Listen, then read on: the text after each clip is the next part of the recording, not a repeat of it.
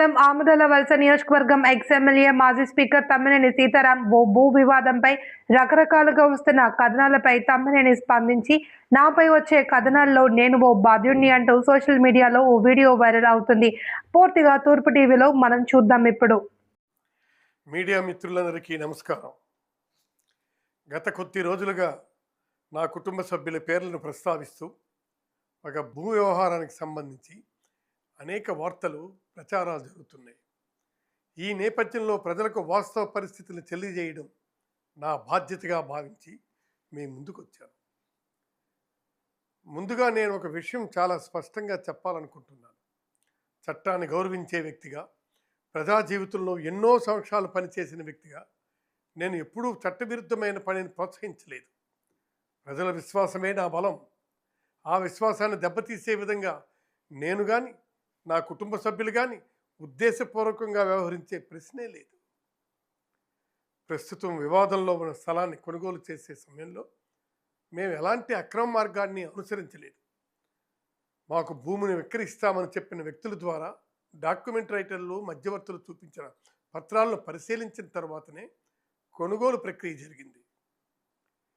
Registration సమయంలో సంబంధించిన పత్రాలన్నీ sub registrar కార్యాలయంలో సమర్పించబడ్డాయి. అక్కడ చట్ట ప్రకారం పరిశీలన జరిగిన తర్వాత రిజిస్ట్రేషన్ పూర్తయింది. ఆ సమయంలో ఎలాంటి అభ్యంతరాలు లేదా లోపాలు ఉన్నాయని మాకు తెలియజేయలేదు. ఆ తర్వాత భూమిపై వివాదం ఉందని, యాజమాన్యానికి సంబంధించి అభ్యంతరాలు ఉన్నాయని తెలిసింది. వెంటనే మేము చట్టబద్ధమైన మార్గాన్ని ఎంచుకున్నాం. ఈ అంశం ఇప్పటికే సివిల్ కోర్టు పరిధిలో ఉంది. గత ఏడాదిన్నరగా న్యాయ ప్రక్రియ కొనసాగుతుంది. మేము న్యాయ వ్యవస్థను ఆశ్రయించాం. చట్టంపై పూర్తి విశ్వాసంతో ముందుకు వెళ్తున్నాం. ఇక్కడ నేను ఒక విషయం చెప్పాలనుకున్నాను. ఒకవేళ ఈ వ్యవహారంలో భూ యజమాని కూడా మోసపోయి ఉంటే నిజంగా బాధాకరం. అదే సమయంలో మేము కూడా చట్టబద్ధమైన ప్రక్రియ ద్వారా డబ్బు చెల్లించి కొనుగోలు చేసిన వ్యక్తులము. అందువల్ల ఈ వివాదంలో మేము కూడా బాధితులమేనని మా అభిప్రాయం. సివిల్ కోర్టులో ఇప్పటికే విచారణ జరుగుతున్న సమయంలో ఇప్పుడు క్రిమినల్ కేసు నమోదు కావడం మాకు ఆశ్చర్యం కలిగించింది. ఈ అంశంపై మా న్యాయవాదులు చట్టపరంగా తమ వాదనలు వినిపిస్తారు. న్యాయస్థానమే వాస్తవాలు నిర్ధారిస్తుంది.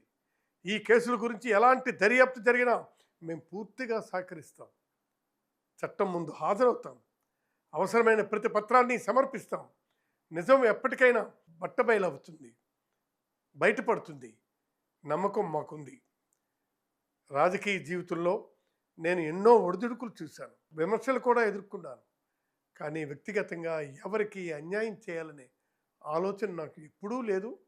ఆ ఆలోచనే రాదు. ప్రజలు నన్ను ఎన్నో సంవత్సరాలు ఆదరించారు. ఆ విశ్వాసాన్ని నిలబెట్టుకోవడమే నా లక్ష్యం.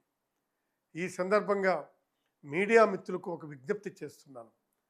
కేసు కోర్టు పరిధిలో ఉన్నందున దర్యాప్తు పూర్తి కాకముందే ఎలాంటి నిర్ణయాలకు రావద్దు. అన్ని కోణాలను ప్రజల ముందుకు తీసుకురావాలని కోరుతున్నాను. నేను చివరగా ప్రజలకు ఒక్కటే చెప్పాలనుకుంటున్నాను. నాకు భారత రాజ్యాంగంపై, న్యాయ వ్యవస్థపై పూర్తి నమ్మకం ఉంది. నిజం మా వైపు అంటే న్యాయం తప్పకుండా జరుగుతుంది. చట్టం ఏ నిర్ణయం తీసుకున్నా దాన్ని గౌరవిస్తాం. మీ అందరికీ మీ తమ్మినేని సీతారాం. నమస్కారాలు.